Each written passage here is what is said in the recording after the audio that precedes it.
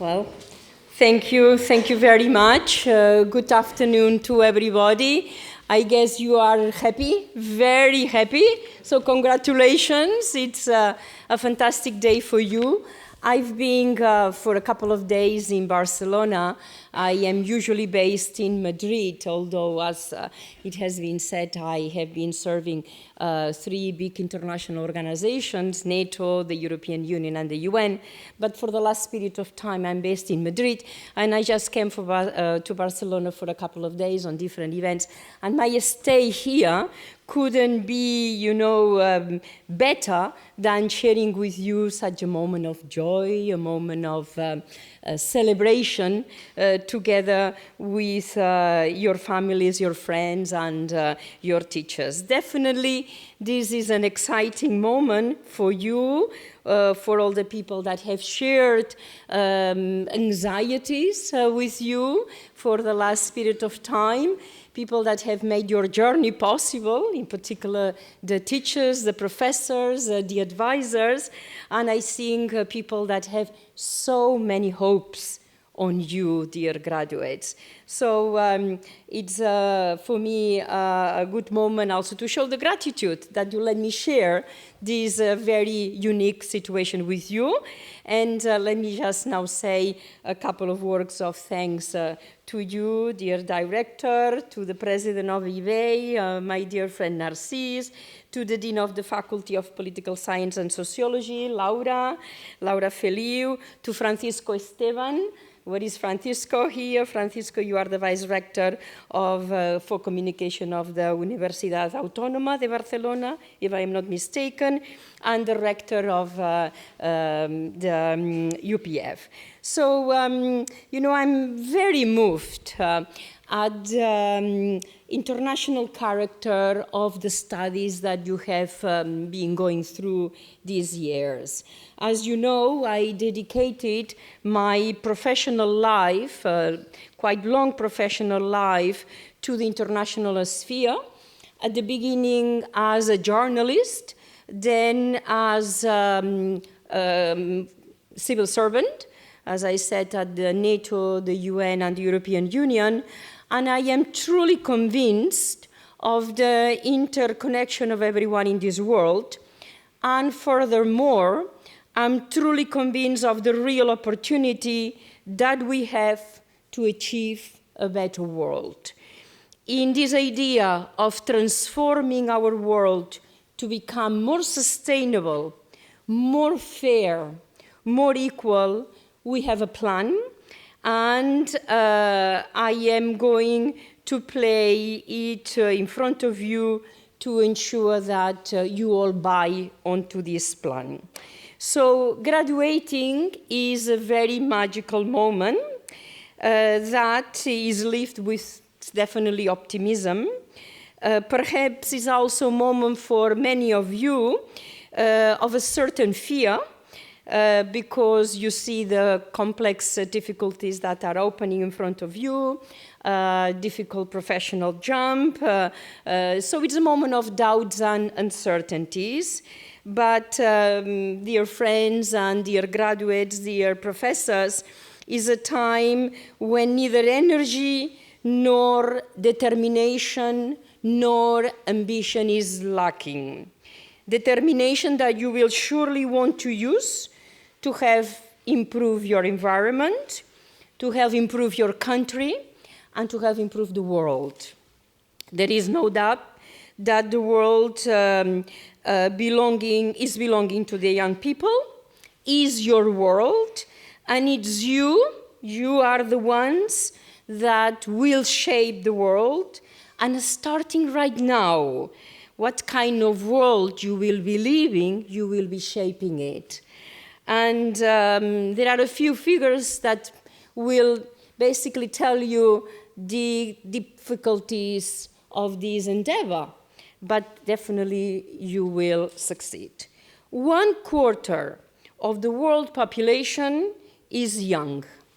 And in 2025, it is estimated that 75% of the workforce will be between 18 and 35 years.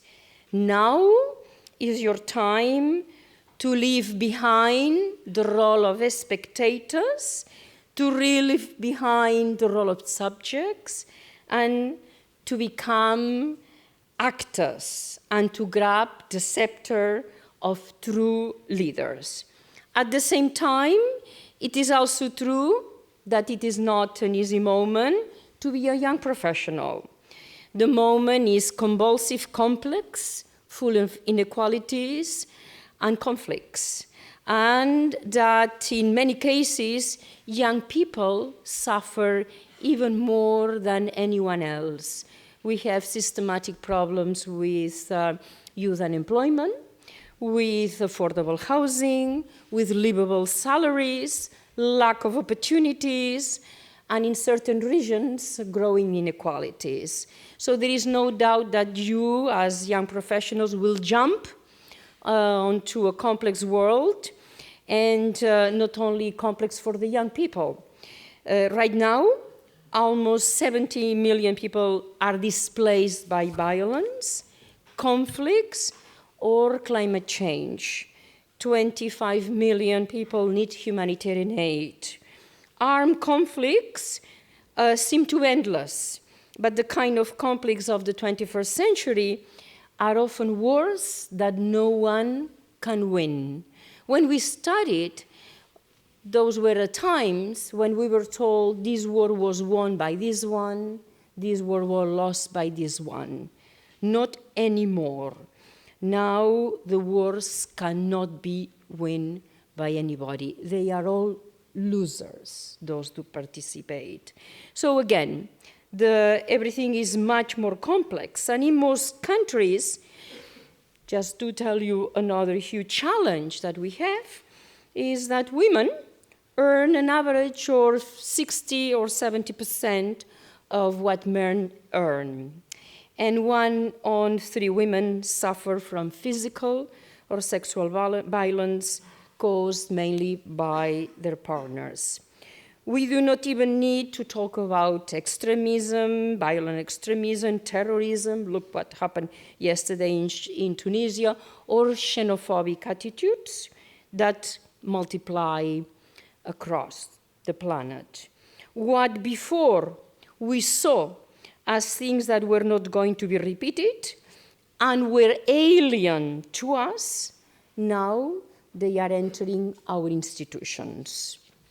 In addition to the ignominies of the humankind suffered by our fellow global citizens, we add those that affect the planet. 2015 and 16 and 17 were all warmer years than the previous ones, and the warmest since data had been saved and gathered. 15 of the 16 years that have passed by recently have been showing higher temperatures recorded in this century. Just go out right now. Dear and beloved graduates, there is a lot of work to do, but let me tell you with as much strength as possible, I'm convinced, otherwise I would not be doing the job I'm doing, we are in the right path. If we all observe the bottom of the well, we will see that it is not as deep as it seems. In the last 15 years, extreme poverty has decreased significantly. 1990, half of the population in the developing world lived less of $1.25 a day. Now, this proportion has been placed at 11%, which is too much, definitely. The number of people in extreme poverty has been halved. The literacy rate among young people aged 15 to 25 has increased from 83 to 91%, and the number of children not enrolled has reduced, not enrolled in the schools, has reduced from 100 million to 57. We are on the right path. Women have gained ground in many representations, in particularly parliamentary. Spain has now more women in the parliament of all the OECD countries. And it's the 5th country in the world in number of women parliamentarians, 46.3%. Infant mortality rate has fallen dramatically, and in the same way that the reduction of the spread of infectious diseases has decreased, such as AIDS or polio. In fact, polio is about to be abolished. There are only 2 countries left with polio, which is still too many. We can tell me that the work is only half done, but the line is unequivocally the right one. And dear graduates, dear young and energetic graduates, we need your vision, your energy, your passion, and we know that we can count on you, because the role of the determined professionals committed to push the world on the path of progress and sustainable development is yours. That role belongs to you. And how to start? As we see, there is a lot to do. Therefore, the first thing is to seize your responsibility on all these, making, possible the very urgent matters. Let me maybe to tell you a few things of my beginnings as a young professional, and just to tell you how things have changed. In fact, I started as a journalist and then became a foreign correspondent. I was typing my stories in a typewriter, which now seems unthinkable. And we prepared the news for the televisions in old cameras, and we had to develop the film. Imagine how much it has changed. Now you yourselves do your own films with your own telephones and your own smartphones. There were no mobile phones, and I'll give you a couple of anecdotes. I was in Berlin on November 9, 1989, in a press conference when the Eastern Germany leadership decided to open the wall in what seemed to be a controlled movement, but in fact was the beginning of the wall fall down. And I had to run to seize a landline to call my redaction in El Periódico to tell my chief redactor, dear Matteo, the wall has fallen. We just had a landline. Something similar was happening to me when I was a journalist in Bucharest a few months later, when the revolution was bringing down the Ceausescu regime, and communications were so bad, so poor, just I was in panic of how I was going to be able to be transmitting the news. And thanks to a little bit of ingenuity, I get preferential treatment by the lady running the telephone system, because I managed to give her a pair of good stockings that were totally lacking in this awful communist regime of Ceausescu. So you see how things have changed. Now each one of you are basically turned a reporter. So during my time, we spent the time in newsrooms, but going out, checking facts, interviewing people, and going through lots of facts and information now is different. A few days ago, in one of the lectures I sometimes give in a university, a student asked me, well, how was it to be a journalist without internet? Yeah, it seems unthinkable that one can be a journalist without internet, but we were journalists, huh? So with internet or not, it is clear that technology changes the life, the professional lives, but there is something that doesn't change, which is responsibility.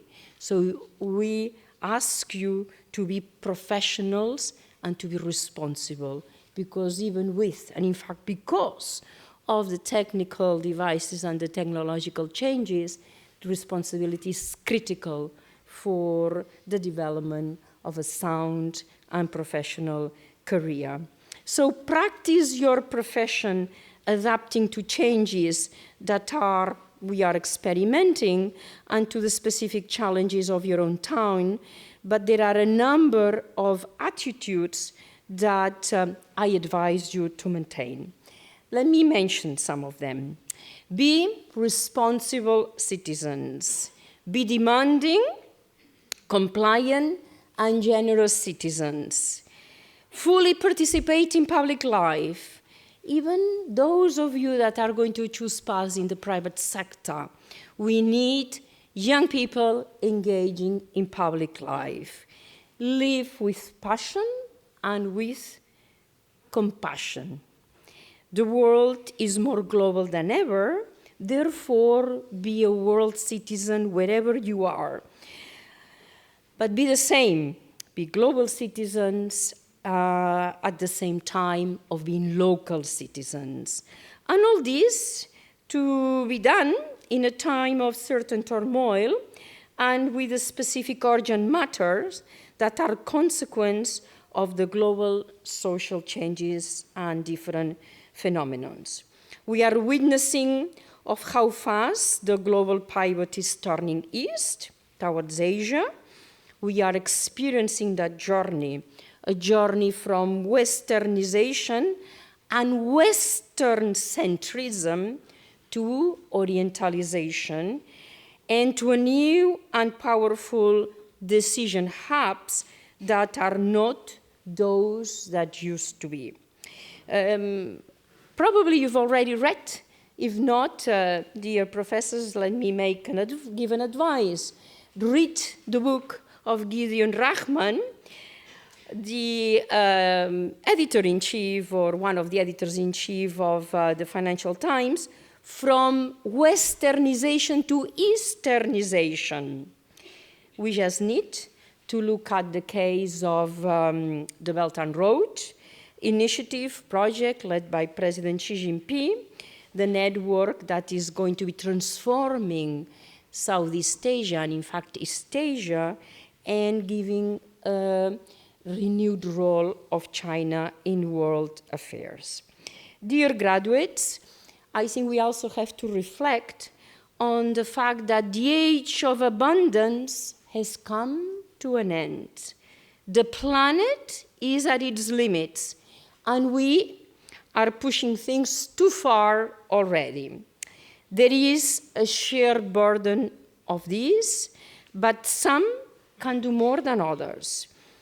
1.5 billion people use 75% of the resources, while the remaining 5.5 billion want to do the same thing as those 1.5 billion. This perception needs to change, and our paradigms and visions too.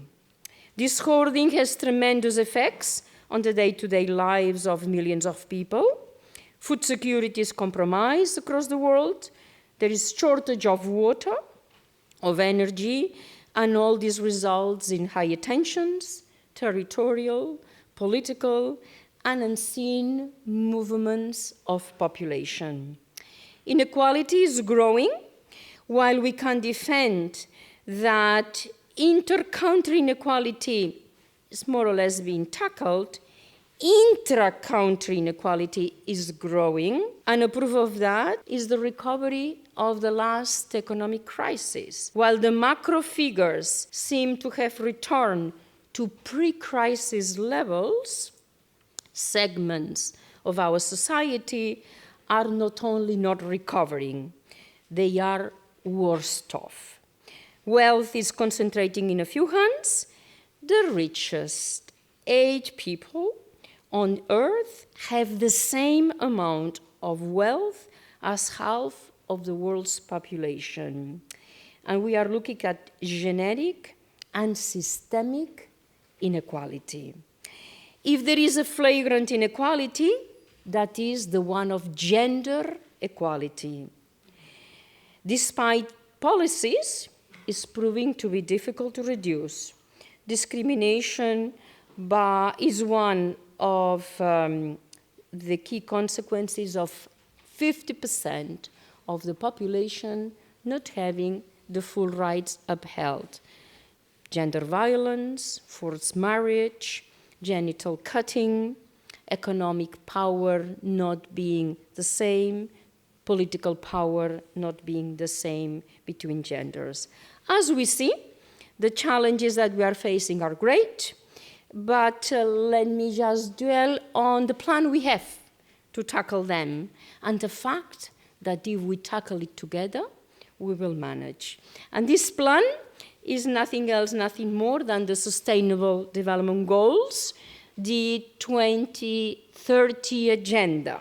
I'm sure you've heard of the 17 goals and the 169 targets. And maybe if you, dear students, know about them and have studied them and worked on them, maybe the people around you are less familiar. So let me just say very shortly, but hopefully clear, that these goals are universal, these goals are for the whole humanity, and they are the ones that will put us in the right path for the good solution. These 17 goals are everyone's responsibilities, and definitely it is our task to work together to accomplish them. The 169 targets are there to guide us to meet the goals and to make sure that no one escapes from obligations. Governments, administrations, civil society, and private sector. This agenda is so transformative that it can only be a reality if everyone assumes their part.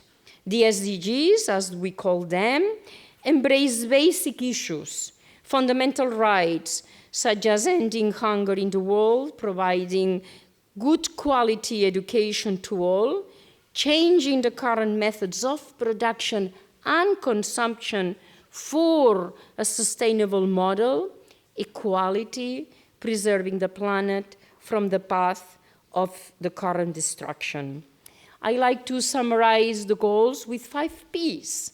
The P of planet, the P of people, the P for progress, the P for peace, and the P for in which way we are going to achieve them, partnerships. This is a very complex, global, and interconnected agenda. And I'll say you a few characteristics before I close. It is universal.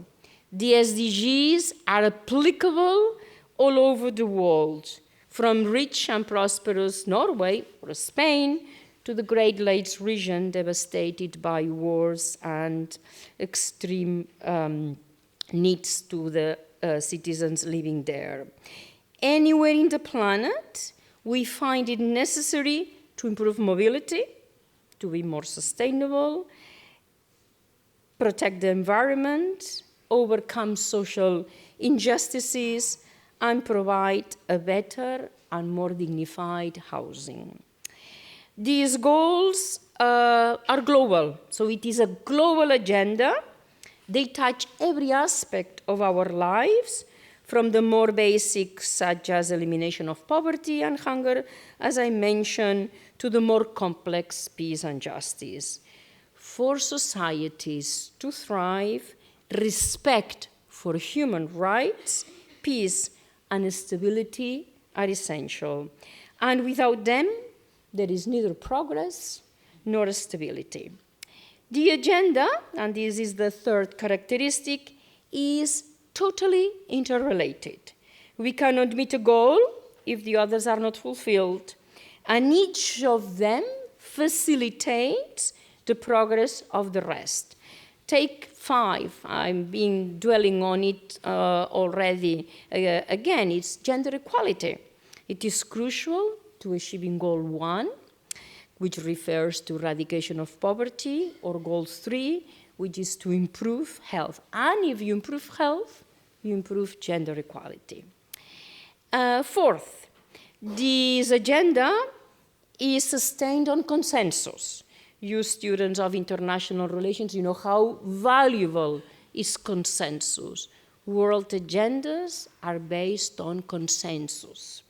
Not only did the 193 governments unanimously approve this agenda, but it was designed with the full participation of the civil society and broad economic sectors. I remember I worked at the UN at that time, and we had meetings and meetings and meetings with representatives of the industrialists and representatives of the most demanding NGOs.